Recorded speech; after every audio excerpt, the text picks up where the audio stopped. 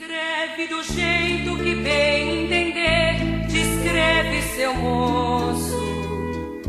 Porém não te esqueças de acrescentar que eu também sei sonhar, que eu também sei lutar, que meu nome é mulher.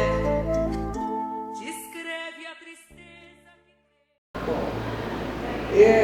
A minha experiência como docente, ela vai iniciar com a minha formação de historiador, né? Então, eu fiz História e esse curso que eu fiz foi numa cidade do interior, foi em São Paulo, numa cidade do interior de São Paulo, Lorena, que é no Vale do Paraíba. Depois eu fiz o meu mestrado, o primeiro mestrado eu fiz no México, eu fiz na área da antropologia, aí voltei para o Brasil e comecei a trabalhar na área do ensino em segundo grau, primeiro e segundo grau, né? E eu trabalhei muitos anos nessa área. Depois que eu vim para Mato Grosso, voltei para São Paulo para fazer o mestrado e mais tarde voltei para fazer o doutorado. Antes disso, eu tinha feito docência, naquele tempo chamava, que era normalista, né? E era a professora, eu não me lembro como que chamava, substituta, uma coisa mais ou menos assim.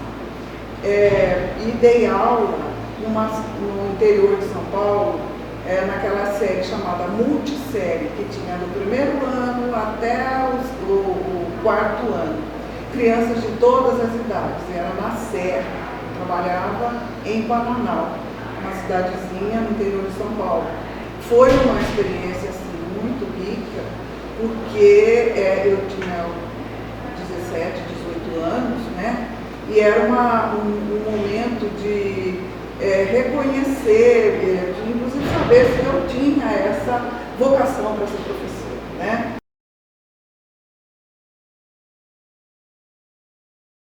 Bem, a minha formação acadêmica, né, toda ela foi feita aqui na Universidade Federal de Mato Grosso, né? Eu entrei, né, me vestibulei aqui na universidade e fiz o curso de História e, consequentemente, fui fazendo os outros níveis de escolarização aqui dentro da universidade.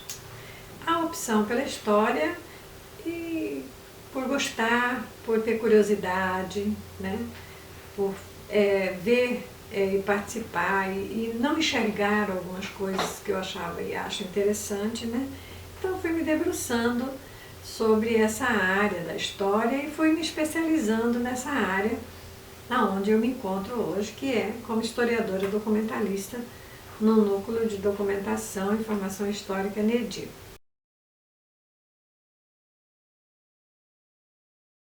Então eu nasci em Franca, interior de São Paulo, em 16 de agosto de 1947. Estudei todo o ensino básico e médio em Franca e o superior eu queria ir para Ribeirão Preto ou São Paulo. No entretanto, meus pais eram professores primários, portanto tinham baixíssimos salários, e eu tinha um irmão que resolveu estudar em Uberlândia, fazer engenharia. E, claro, naquele período a deferência foi realmente pelo homem. Ele que seria futuramente o provedor. E eu então optei por continuar em Franca, na Unesp, e fiz o curso de História, de graduação em História. Em 69 eu me formei e em 70 eu me casei. E fui para São Paulo, fui morar em São Paulo. Lá eu fiz 2 especializações e iniciei o meu mestrado na USP. Foi quando eu iniciei minha carreira docente. Inicialmente eu fui alfabetizadora, trabalhei com escolas de periferia de São Paulo, primeiro ano antigamente primário, e eu consegui alfabetizar de várias maneiras.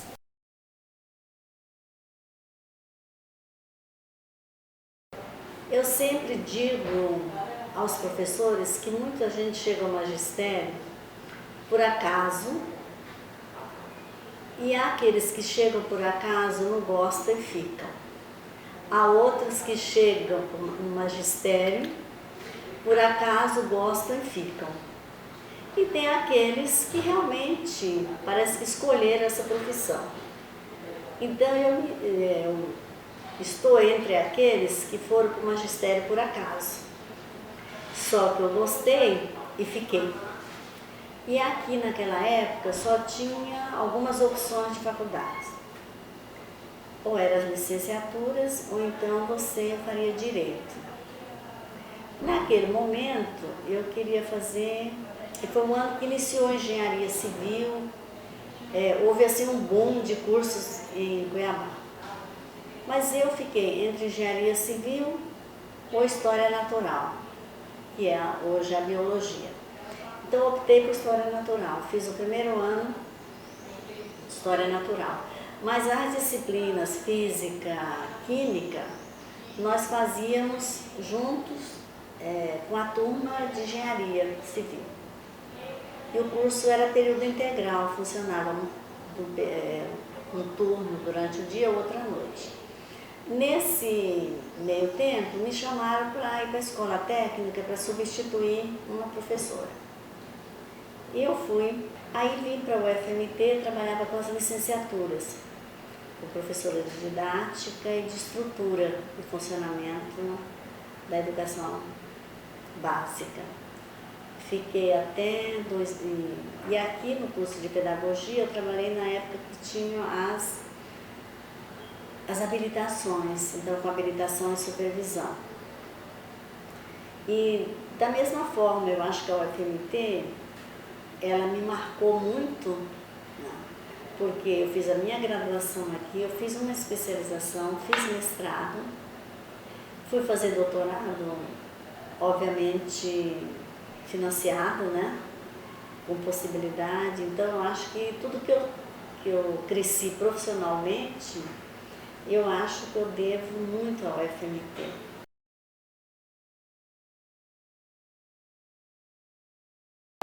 Eu, desde o início, procurei me localizar no espaço físico e no espaço político, saber o que era essa universidade e como eu poderia desenvolver um trabalho que contribuísse para a minha carreira, para a minha progressão individual e também para ter uma atuação mais efetiva no que eu acredito que deve ser a luta de qualquer um, independente do espaço que ele ocupa.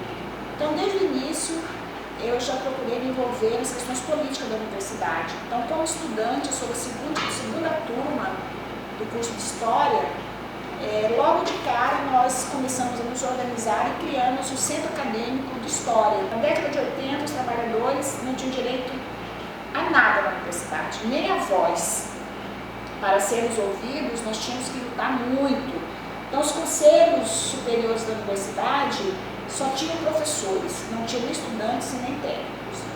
E os técnicos que começaram a participar já depois da Constituição, depois de 88, tinham direito apenas a sentar no Conselho Superior, não tinham direito nem a voz. Então, imagine vocês uma categoria lutando pelo direito à voz. Não tem nem como você ter uma relação com quem não viveu a época, né? Então, nós tivemos uma militância muito ativa pela democracia da universidade, pelo respeito ao trabalhador técnico administrativo na universidade. Nós queríamos ser enxergados como sujeitos, como agentes de transformação da sociedade, e também como agentes e protagonistas da construção do conhecimento.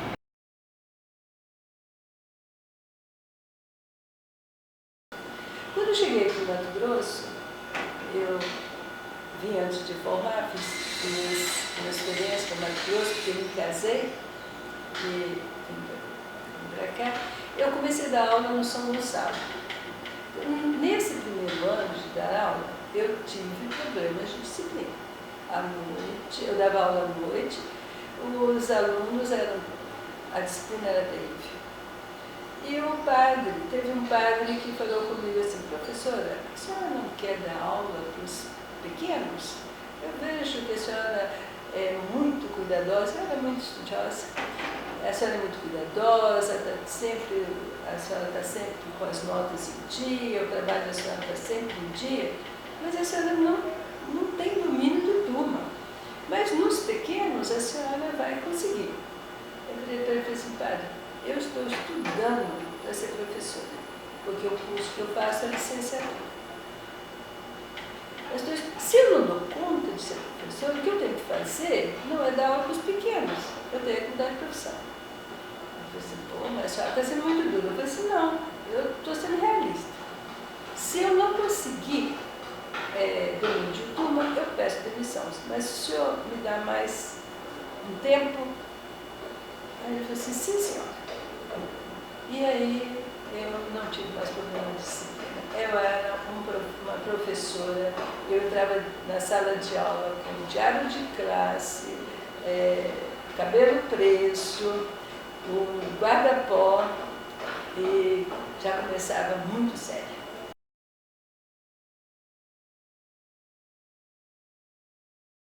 Eu tenho dito sempre que eu tenho muito orgulho dos pais que tive. Meu pai, Joaquim, evangelista Guimarães, que eu não tive oportunidade nem a felicidade de crescer ao lado dele. Ele faleceu, ainda era muito criança. E mais ao lado da minha mãe, Agostinha Brito Guimarães, que foi uma guerreira muito valente, muito forte, que mesmo morando numa propriedade rural, ela conseguiu educar todos os filhos. Numa época que para você estudar era algo quase impossível. Nós tínhamos, muito próximo, que meus irmãos mais velhos tiveram acesso, na forma de internato, com os padres e freiras salesianas, até a 4ª série do primário.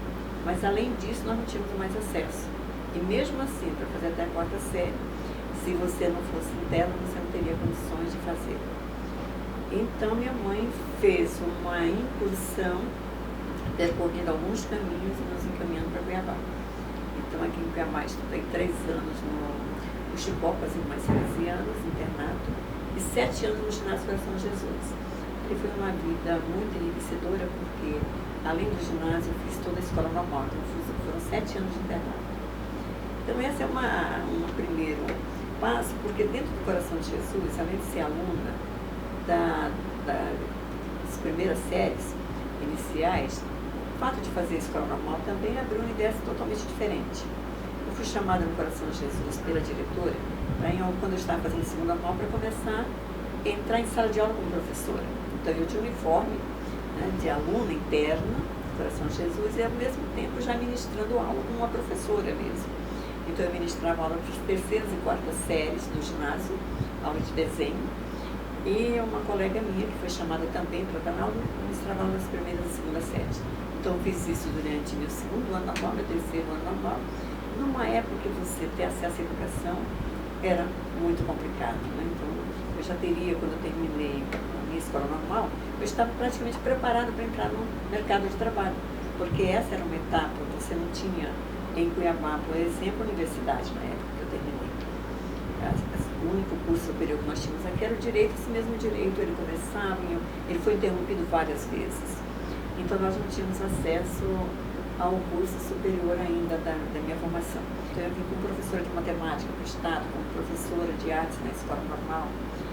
Então, assim, iniciei e 2 anos após eu fiz uma seleção para a escola técnica, que a escola, à época, era a escola industrial, onde a matéria de desenho era um peso significativo do desenho técnico e ornamental. Então, eu fui para a escola técnica, fiquei 5 anos, e quando eu deixei a escola técnica, eu também era do Estado, porque eu já estava terminando já a universidade. Então, quando eu estava ainda na escola técnica, que à época era chamada de escola industrial,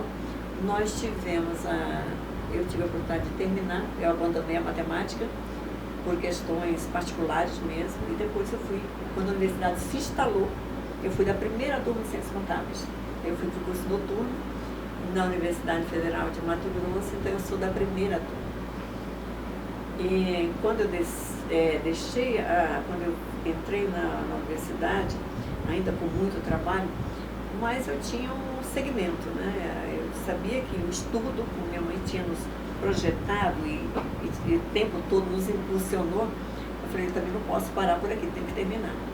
E quando eu terminei minha graduação, a universidade tinha como reitor o professor Gabriel Novis Neves, tinha acabado de criar um programa chamado Bolsa de Recém-Graduado.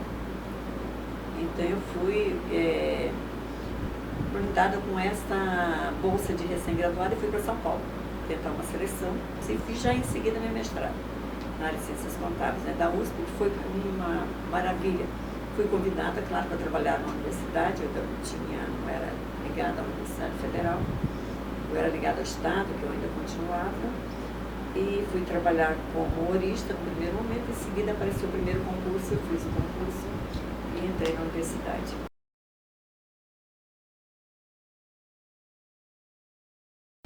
Bem, eu cheguei ao Brasil no dia 5 de outubro de 1975. A independência do meu país ia se dar em novembro. Eu saí antes da independência. Inicialmente morei em São Paulo, só trouxe os meus diplomas universitários da minha cidade, da minha terra, que é Angola. Eu lá era docente e técnica na Universidade de Luanda, mas com o campus que tinha na minha cidade, que se chamava na época Sá da Bandeira, hoje se chama Lubango, e era uma cidade com uma altitude muito alta, muito grande, 1.800 metros, e era fria, apesar de ser na África. Quando eu vim para o Brasil, eu vinha cheia de ilusões. Achava que era um país democrático, bom, e que as pessoas tinham bastante assistência social. Quando eu cheguei aqui, era plena ditadura militar.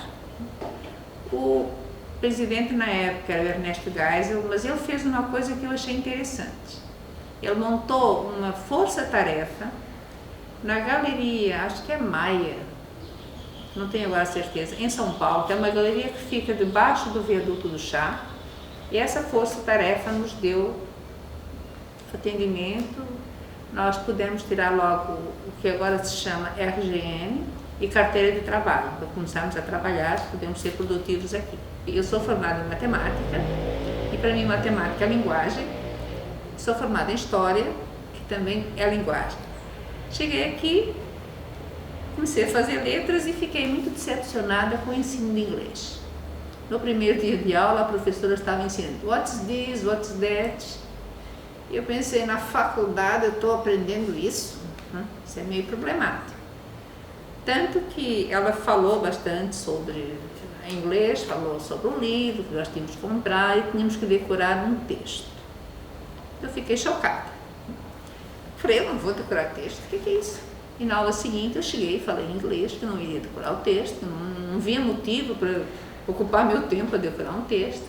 Ela me perguntou se eu sabia inglês, eu falei, saber eu acho que eu não sei, mas eu morei uns tempinhos na África do Sul. Ela me dispensou da aula. Quando eu fui, só disse, não, você vem fazer prova. Quando eu vim fazer a prova, ela ditou a prova, eu escrevi as perguntas, respondi, quando ela terminou de ditar a prova, eu entreguei. Ela falou, você não vai fazer? Eu falei, não, professora, já está pronta. Então, nesse aspecto, eu achei que a universidade aqui era bem ruim. Hoje, graças a Deus, nós temos ótimos professores de inglês que não começam pelo what's this, what's that, eles mudaram bastante, tem que reconhecer isso.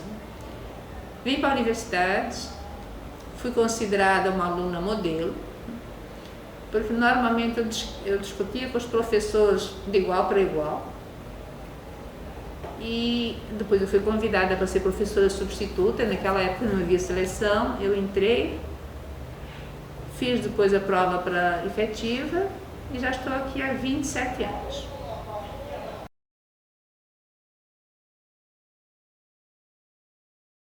E eu dou aula desde os 19 anos de idade, no antigo curso científico, primeiro ano. Científico, eu era já estudante de História Natural aqui da Universidade Federal, que eu tinha um sonho desde criança também com relação a ser bióloga. E antigamente chamava-se História Natural porque não havia o curso de Geologia.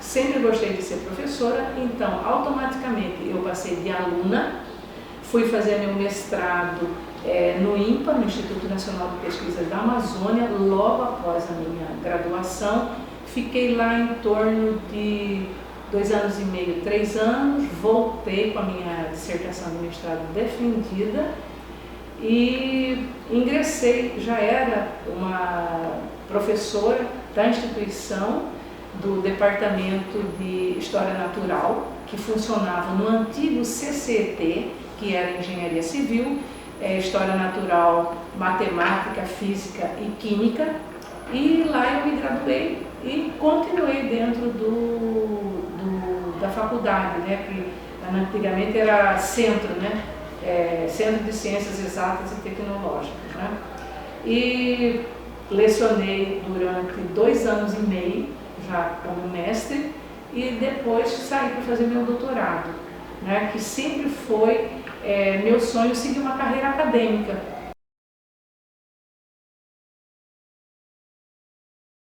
Eu nasci no estado de São Paulo, fiz, naquela época era grupo escolar, né, mas fiz até 5ª série, depois escola normal. Aí já tinha definido a minha vocação na cidade de Presidente Prudente, fiz escola de formação de professores para letras, e depois o que me colocou mais no caminho da educação foi um curso de especialização que eu fiz no Rio Grande do Sul, já contratado pela UFMT.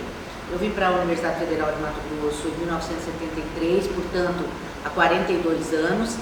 Vim a passeio, vim visitar a universidade e saí contratada pela própria história da universidade, porque naquela época estava se implantando e não havia professores suficientes para dar conta das tarefas que eram exigidas. Como todo jovem, sem muito medo, né, eu não voltei mais para minha casa. Depois desse curso de especialização feito no Rio Grande do Sul, eu voltei para Cuiabá, fiz um mestrado em educação e depois fiz também em educação meu doutorado na Universidade Federal de Santa Catarina. A educação para mim é o centro de todas as questões. Por isso eu sou muito feliz de ter escolhido a educação como o meu caminho, né, a minha luta de vida profissional, mas também pessoal. Meu porte me diz que sou forte, que sou como a flor. Nos teus preconceitos de 1000 frases feitas, diz que sou perfeita e sou feita de amor. Fui a primeira coordenadora do Centro de Pós-Graduação da Biologia. Eu coordenei foram criados centros de pós-graduação e eu fui a coordenadora e depois nós quisemos dar um passo e fazer a pós-graduação estrito sensu. Fizemos um projeto tudinho e eu entrei no doutorado já de biodiversidade do Departamento de Biologia. Naquele tempo não tinha concurso, era a época do período militar. As pessoas eram indicadas. Então eu fui a Brasília, meu primo era assessor do Reis Veloso, ministro, que mandava no Brasil nessa época, né, o mais importante ministro. E quando eu conversei com ele, ele disse: Elizabeth, você quer ir para o Mato Grosso do Norte ou para o Mato Grosso do Sul? Falei: nossa, será que em 24 horas eu fiquei desatualizada? Para mim é um Mato Grosso só. Ele falou: não, ele está dividido. Isso em 75. E só em 77, que dizem que ninguém sabia de nada e tal. Então eu fiquei, ele falou: olha, tem a noroeste do Brasil, em Mato Grosso do Sul, você vai em Bauru, Bauru Franca ou Bauru São Paulo, muito melhor para você, que você é daqueles lados. Falei: não, eu quero ir para o norte. Perguntei: o que tem? Ele me mostrou no mapa, tinham 5 ou 6 cidades, não tinha nada. De Cuiabá para cima, não tinha nada, nada. Falei: é lá que eu quero ir. É mais um desafio na minha vida. E vim para cá, fiquei trabalhando, não tinha ainda o departamento de História. Eu fiquei com a professora Terezinha Arruda trabalhando, ela estava montando a equipe do NEDIR, então eu fui uma das fundadoras do NEDIR. E é interessante que a universidade naquele período, ela tinha uma visão diferente de hoje. Tudo começava com a pesquisa, depois que vinha o ensino. Então, uma universidade que inverteu de cara o parâmetro. Então, eu comecei a pesquisar, o NEDIR para se tornar um laboratório do curso de História, e lá ficamos durante uns 4 anos lecionando à noite História Econômica Geral, Formação Econômica do Brasil, aquela coisa arada que era só para justificar as 40 horas. E o resto, 20 horas aula, 20 horas pesquisa. E assim eu comecei. Em 81, resolvemos um grupo, quis criar o curso de História. Então nós tivemos que romper com o grupo mais conservador e abrimos o curso de História com poucas pessoas. Eu cheguei a dar 16 disciplinas diferentes dentro do curso para segurar o curso. Então essas fundadoras, Heloísa Volpato, Neuza Bini, Lúcia Gaeta, a própria Terezinha Arruda, e aí começamos o primeiro semestre de História, e aí já havia concurso, nós começamos com concurso e fomos formando o nosso time. E hoje o Departamento de História tem a pós-graduação em mestrado e doutorado. Então, para mim, que vi começar esse curso, para mim é uma grande honra ter pertencido ao departamento. Olha, a história da universidade, como disse antes, se confunde com a luta pela democracia do país. Todas as conquistas que nós tivemos na nossa universidade foram oriundas de muita luta. A luta pelo voto direto, que antes o reitor era indicado pelo governo, a luta pela ampliação de direitos do movimento estudantil. Nós tínhamos uma resolução de 1979 que proibia o movimento estudantil de soltar uma notinha criticando o reitor. Se você soltasse uma nota criticando o reitor, você era enquadrado nessa lei e você podia acabar sendo expulso da universidade.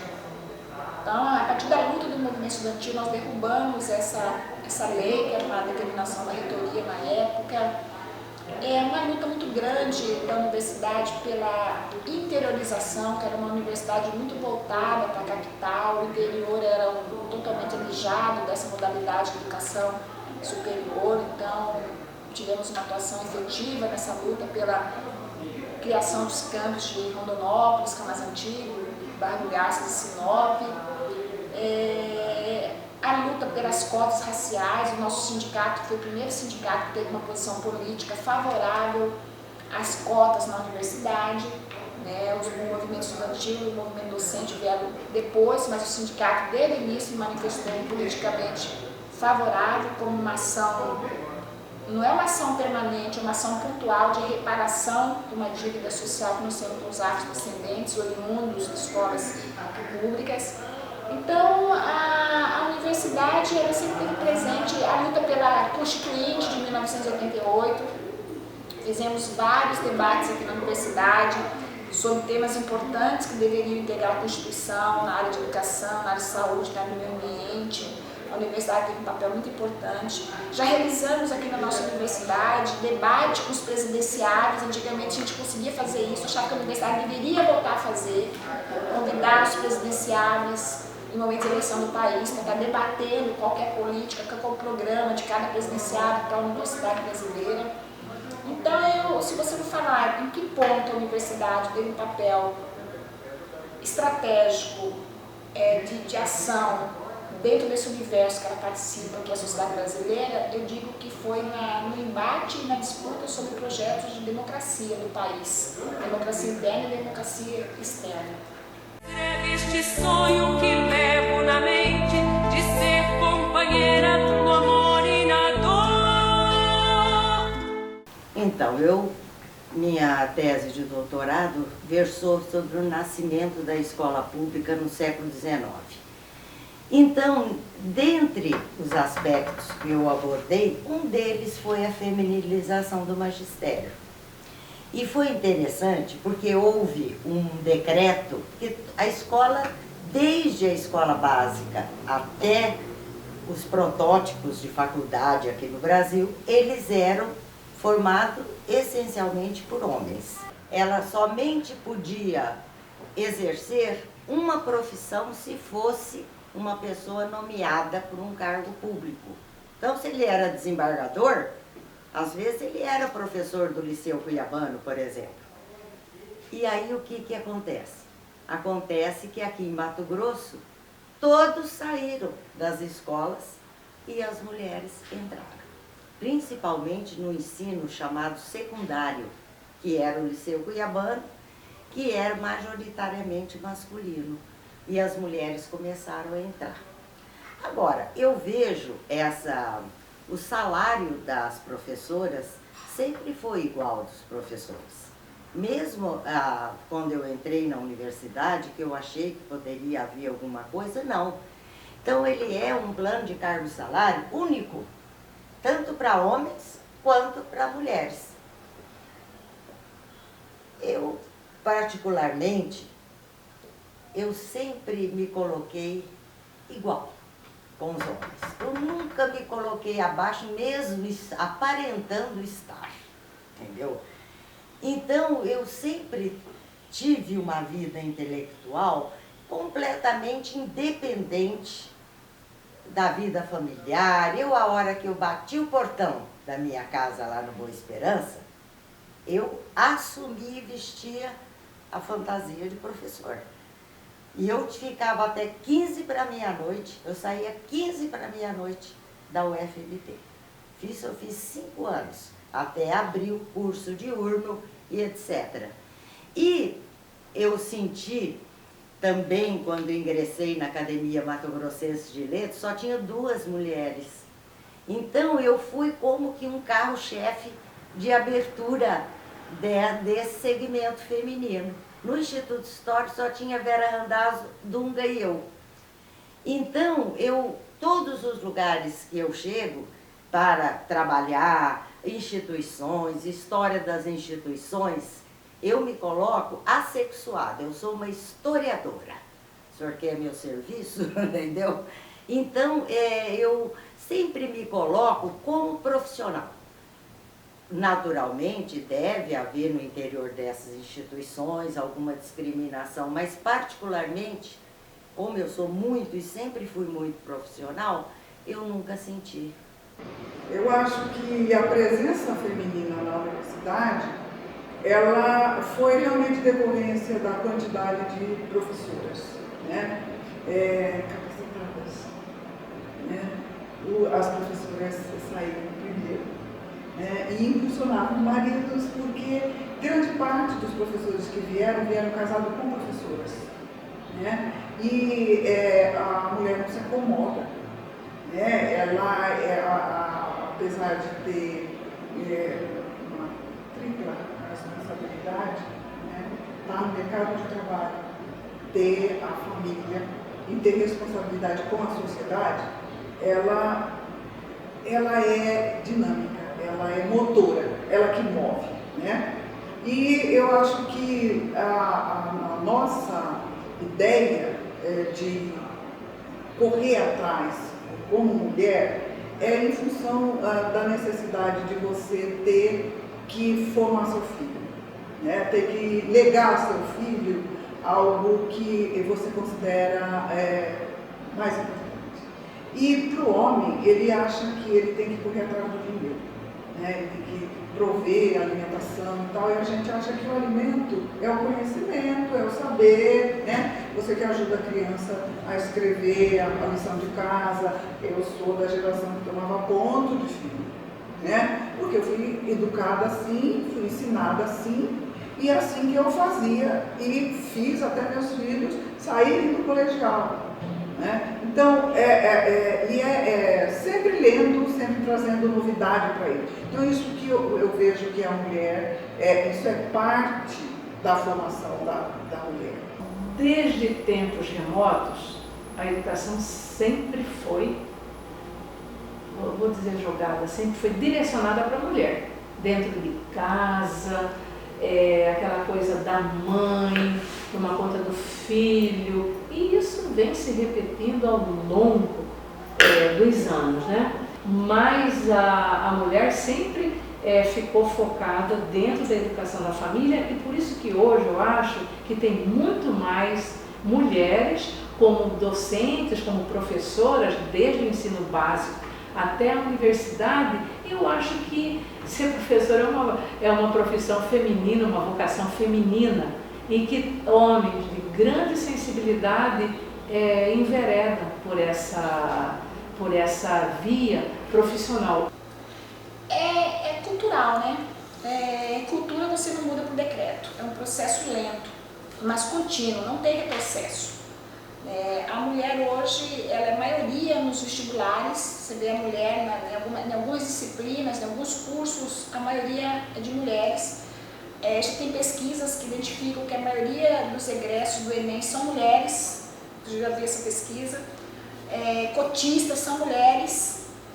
E por que elas não estão no espaço estratégico do poder? Por que elas não têm uma maioria nos espaços de produção de conhecimento? É porque é um processo. Não é só porque é um processo, é porque a mulher ela tem dificuldade de conciliar as outras jornadas que ela tem. Porque o homem ainda, na maioria dos casos, atribui para a mulher todos os afazeres domésticos, o afazer de ser mãe, de ser dona de casa, e de à noite de ser esposa ainda do marido.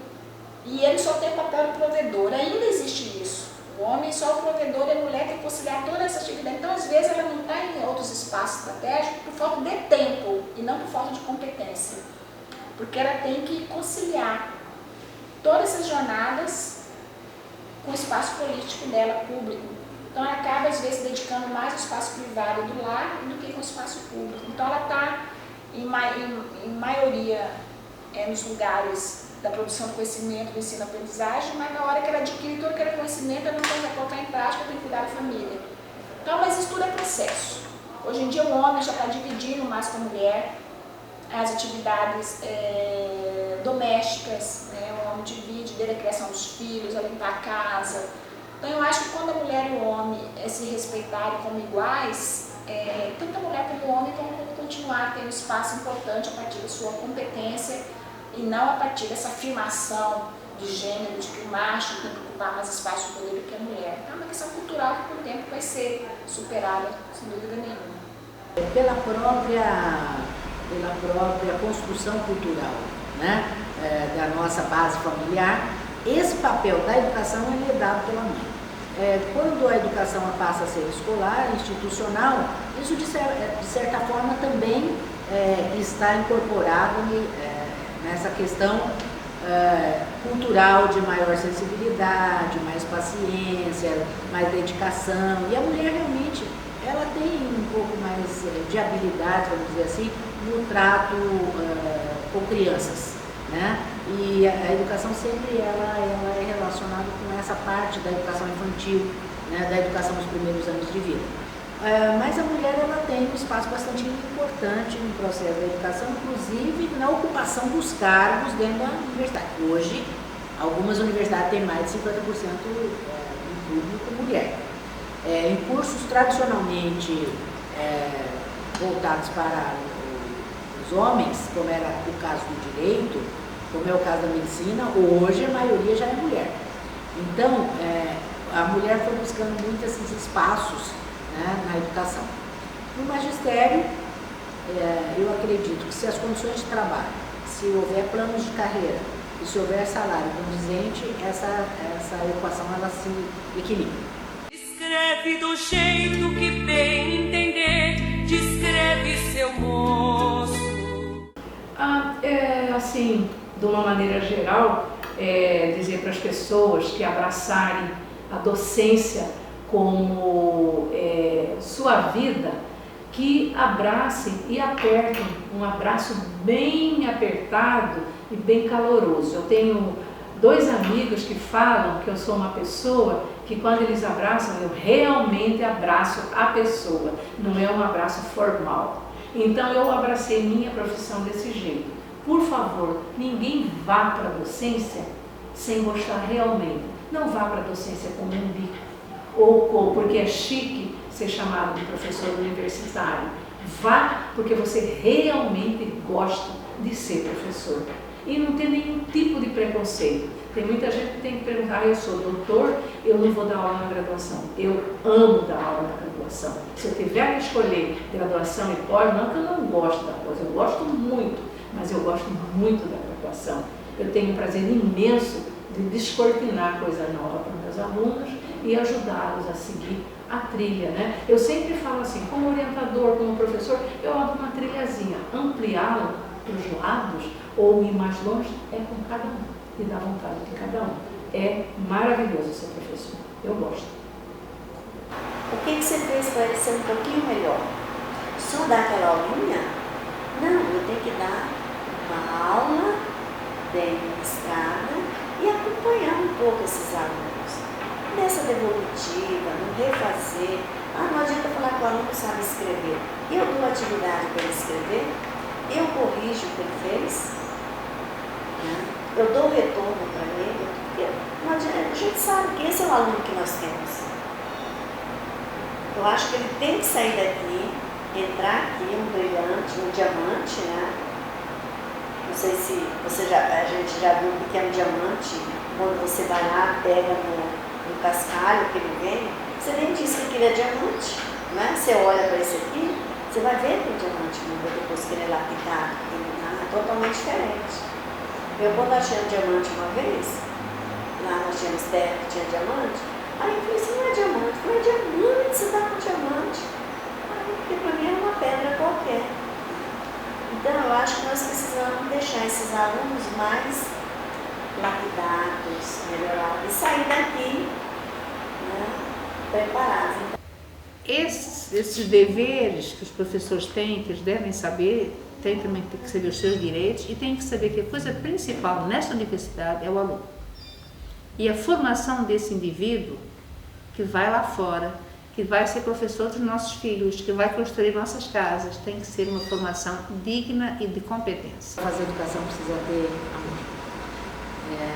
A gente tem que lutar pelo salário, tem que lutar pela sobrevivência, tem que lutar pelas melhorias de condições de trabalho, pela melhoria da condição de carreira, faz parte da luta. Nós precisamos ter melhores laboratórios, melhores salas de aula, melhores ambientes, melhores políticas de assistência social, melhores tudo, né? E essa luta é contínua. Agora, sem amor, sem você se entregar realmente a essa causa que eu acho que é a mais importante no processo de desenvolvimento da humanidade, certo? Você não avança muito.